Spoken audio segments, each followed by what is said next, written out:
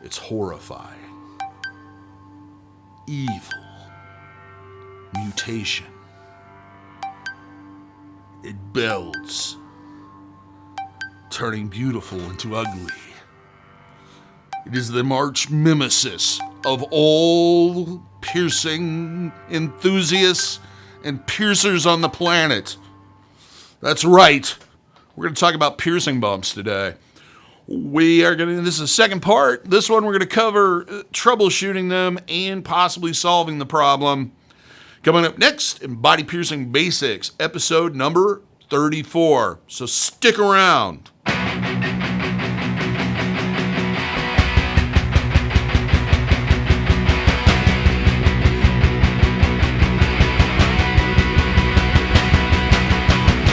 For those that are new to the channel, my name is Dave O. I'm a professional body piercer and have been since 1994. I'm the owner and operator of the Axiom Body Piercing Studio located here in Des Moines, Iowa, inside lovely Skin Kitchen. So when I talk to you about these things, I'm talking to you as someone who has had bumps and helped people through the process of trying to get rid of them or getting rid of them completely. I'm not just some kid that had it on the internet and went to their medicine cabinet, mixed up 15,000 different things and decided this is what to do and fixed it.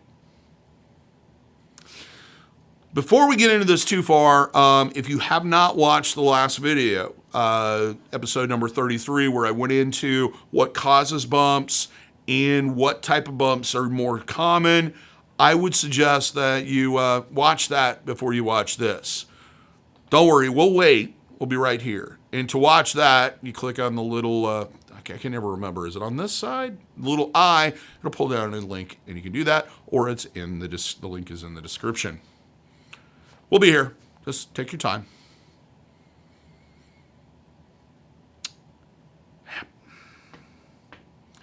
For those that have already watched it, and now that you have watched it, let's get on with it. The first thing I'm going to tell you if you contact me for any reason with a bump is to, if I've done it or you're in the Des Moines, Iowa area, is stop by the studio.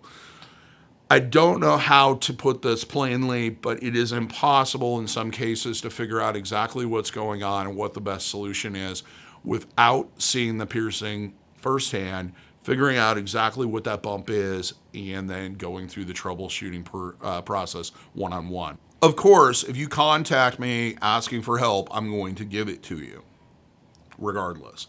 But that is no substitute for actually having it assessed.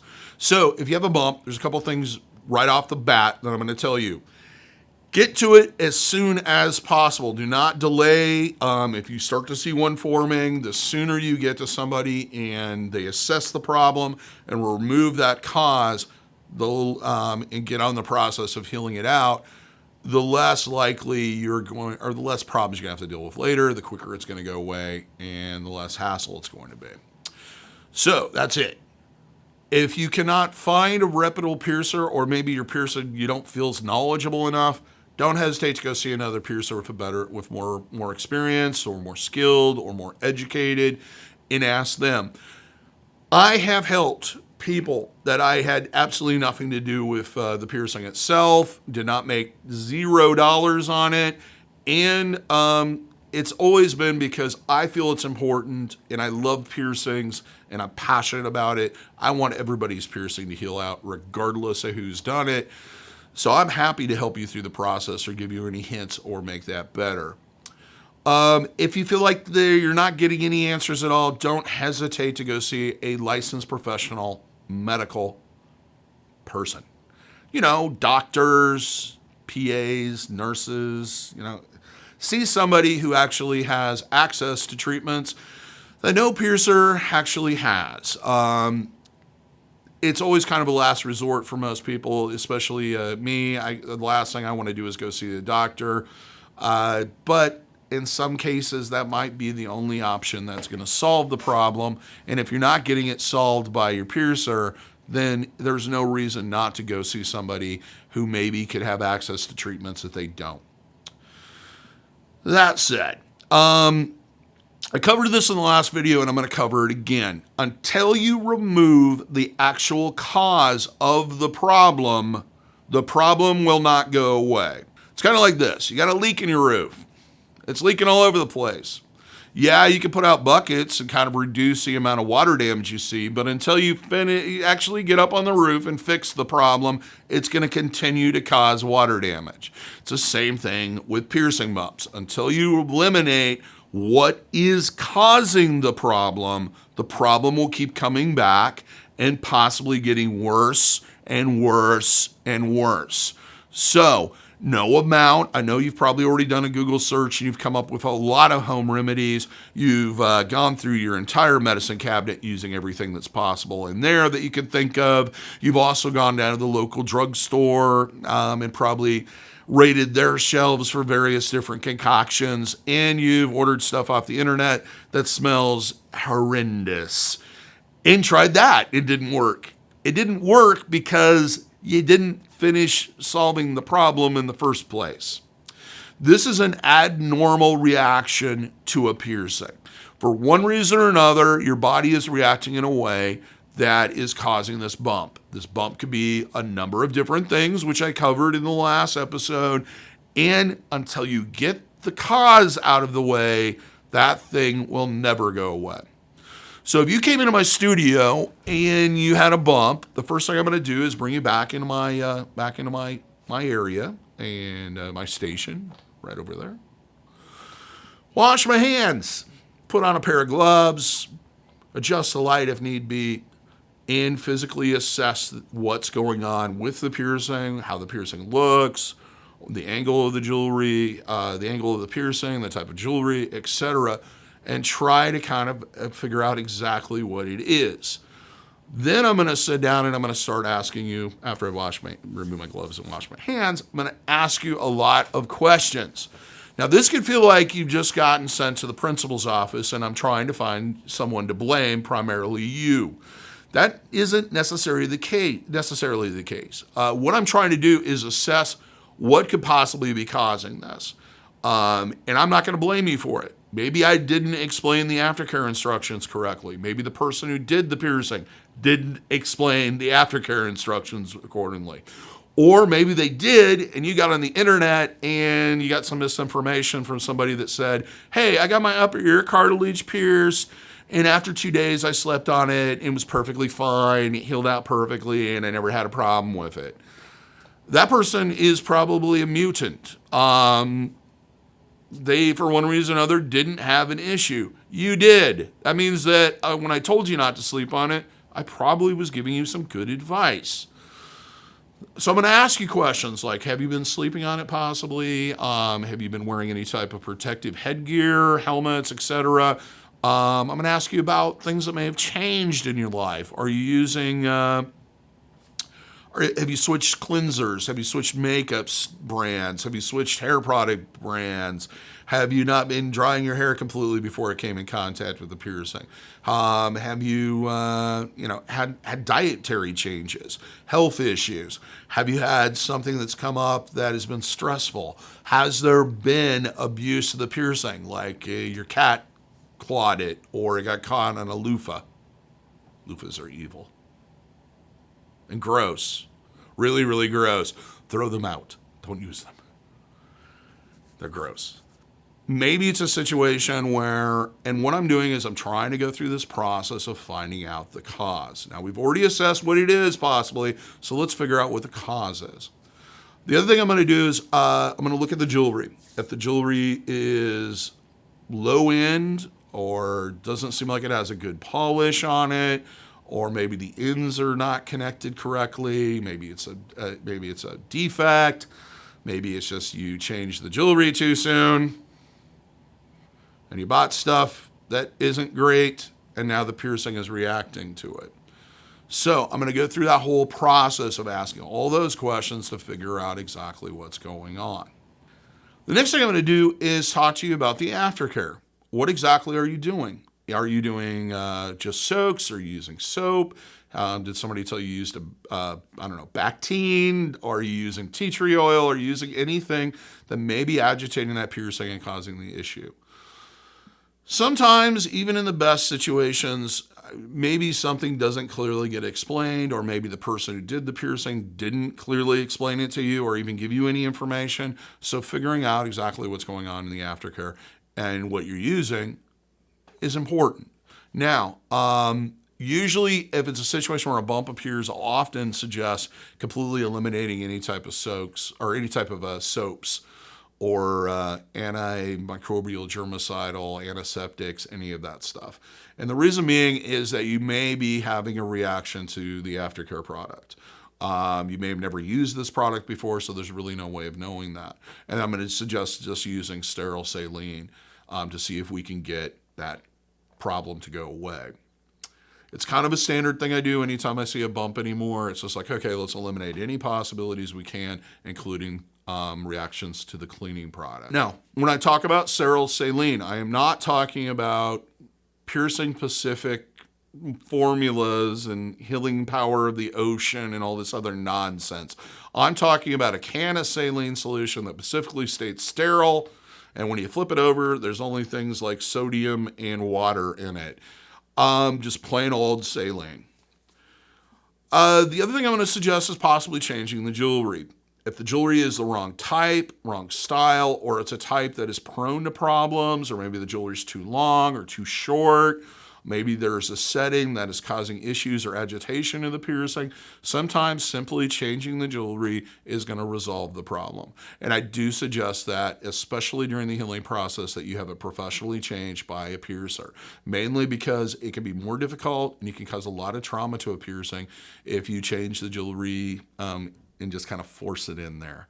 Having those extra tools and skills and et cetera to getting the jewelry in will reduce the amount of trauma that goes into changing the jewelry and resolve the problems. So now let's talk about, I already kind of talked about some of the causes. There are some piercings that if particular jewelry is a little bit more prone than other types of jewelry, and it's usually involves circular jewelry or rings or curved jewelry. If the turn is too tight, that can cause a lot of issues. The other problem is it's taking up a larger area, so it's coming in contact with things a lot more than, say, a post piece of jewelry would. Even with post jewelry, if the jewelry is too tight or it's too heavy on one side, that can cause issues. Assessing that and possibly changing. The other thing is that it does have more movement. I always refer to it as the barn door effect. If a ring is in, let's say, an upper ear cartilage or a nostril, a stud can slide kind of back and forth. There is going to be some movement there. And a ring will do that too. It'll kind of rotate through, but it also can float back and forth and swing back and forth like a swing, that barn door effect. And that added movement with certain individuals that are really sensitive to it can cause bumps. So sometimes switching a nostril piercing, for example, from a ring to a nostril screw or labret stud or L-bend is going to solve the problem. Then there's the last couple solutions. The angle's wrong. And these are situations where the piercing will just have to be abandoned. If the angle is wrong and it doesn't look like it's ever going to heal, then removal of the jewelry is pretty much the only option that you have. Sometimes that can be solved with jewelry change to possibly reduce some of the pressure on the area, but the reality is if it is just too much, it needs to come out. The bump will probably start to subside. If it doesn't, you need to see a physician. The other thing is abscesses and cysts and keloiding. Keloiding, the most overused, misdiagnosed term relating to piercing that is on the internet today. Keloiding is scarring that is permanent. There is no way to get rid of it, no amount of crap you put on it. I don't even care if you take a soldering iron to it, it's not going to go away. You have to see a dermatologist and have it surgically removed. Sorry. Keloiding, if you are experiencing keloiding, you probably experienced keloiding before on other parts of your body, from just minor cuts to etc. Or there's a history of it in your family. So you understand what keloiding is, and it's one of those things where you should possibly just avoid getting pierced. Abscesses and cysts are a situation where You have had an infection, maybe a minor one that you didn't notice, maybe the location of the piercing, you didn't see the signs of the infection, your body's done its job and it's isolated that infected tissue and fluids, and now it's pushed it to the surface, and as it's pushed to the surface, it's formed kind of a bump. They're fluid filled, can be uncomfortable, etc. That needs to be lanced by a medical professional. Do not try to pop it, and I don't really suggest popping any bumps. They tend to just get bigger and bigger regardless, or they produce more scar tissue when they are broken. Main reason, and don't let any piercer do it for you. They're not a medical professional. They're not trained to lance and drain wounds. This is not their expertise. They also don't have access to antibiotics, which would be the primary course in combination with lancing and draining something. The problem with this is if you lance or pop it and that infected fluids and tissues work their way into the piercing, which is an open wound probably, you're going to get an infection. You're going to have problems. And your body's going to have to work twice as hard to try to isolate it again and move it out. If you lance it and the person doing it is not trained professionally and they puncture in and hit through the thing and then hit a blood vessel and then pull the needle out, all of that infected tissue and fluids would go into your bloodstream, which could possibly turn septic, which is very dangerous. That's why if you go to a doctor, they're going to go, okay, we're going to lance this, and here's some antibiotics. I want you to take these for a certain period of time to ensure that if that bacteria and et cetera got its way in there, that infection worked your way in your bloodstream, that your body has that extra boost its immune system does to fight off that possible infection. Additionally, I'm a big fan of hot compresses and soaks when dealing with bumps. They tend to kind of help dry out the tissue. They also help to kind of draw any type of foreign objects or anything out of the piercing. It'll kind of cause them to kind of just soak up and absorb. The cleanest, safest way to do this is this. You take a cup that's microwavable, boil some water, put it in there, let it stay in there for roughly about 5 to 10 minutes, toss it out. You can either spray the saline directly into the cup, just enough that you need, and then put it in the microwave and estimate how long it takes to heat that up to a comfortable temperature. If you're going to mix that up yourself, you take distilled water, fill up roughly a cup of that, put it in the microwave, heat it up for approximately about a minute or two, what you do to normally warm up coffee or cocoa, drop in 1/8 of a teaspoon, 1/4 teaspoon of sea salt. Personally, I'm more leaning towards the 1/8 of a teaspoon. Let it dissolve, taste about as salty as your own tears. Then either submerge the piercing or do that, hold it in place so that the piercing is submerged and in contact with that solution, or do compresses. In some ways, compresses tend to work a little bit better with bumps. And to do that, take a clean paper towel, fold it up, soak up the substance, lay it against the piercing, constantly resubmerging as it cools so that it stays warm for about 10 minutes. That'll help to draw waste and debris from the piercing, increase the circulation, which will help your body kind of break up that scar tissue and etc., and help to kind of dry it out and remove it. If that doesn't work, there's other treatments. I'm not a big fan of just running to tea tree oil and aspirin paste and hydrogen peroxide cream and etc. But those things, once you've eliminated the problem and it seems like the bump is on its way to a solution, can sometimes speed up the process. Really talk to your piercer and ask their advice on how to use that. All those things are extremely harsh, and what they're designed to do is basically burn off tissue. That's what tea tree oil does. It dries out the tissue, kills it, and then you have to peel it off and go down, down, down. This can cause scarring. It can cause other problems. If the situation that's causing the bump isn't resolved, it can actually increase the bump and cause additional problems. So use that stuff sparingly. I'm not going to suggest it directly, and it is a last resort. As I said before, often when you remove jewelry from piercings with bumps, the bumps go away. If they don't go away in that situation, it is very important that you go see your doctor. Figure out exactly what's going on and what kind of a bump it is, and see what course of treatment that is going to be required to get rid of it. Don't go back to your piercer and let them do some type of medical experiment on you and send you on your way. So that's it. I hope you learned something. If there is additional questions that you have, feel free to make a comment. I like to answer those whenever I can. Understand, like I said, if you have a bump, go see a piercer. They're not going to be mad at you. They're going to be mad at the fact that there's a bump because we all hate them. They're the curse of our existence.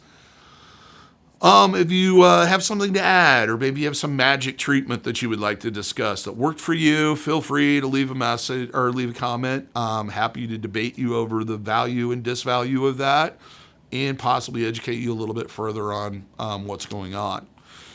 If you'd like to see more of these videos, please hit that subscription option and then ring the bell so that you get notified every time we post these. We post roughly about 4 to 5 videos a week covering body piercing and tattooing. If you'd like to show your support for the channel and look stylish at the same time, check out our merch store, link in the description. Other than that, you guys have a wonderful day. Hope all your piercings heal with ease and without issue, and especially without bumps. And if you're in the Des Moines, Iowa area, I hope to see you for your piercing needs in the future. Have a good day, everybody.